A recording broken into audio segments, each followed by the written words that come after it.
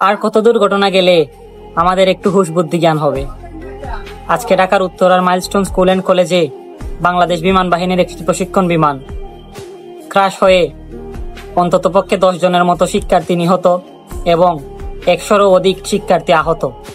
যাদের শরীরে কোনোদিন একটা চুলার আঁচও লাগেনি, তাদের পুরো শরীর আজ আগুনে দগ্ধ। তাদের হাহাকার, তাদের চিৎকার এখন শত শত মানুষ নিজ চোখে দেখছে। কত রক্তের প্রয়োজন, অনেক মানুষ রক্তের জন্য এগিয়ে যাচ্ছে।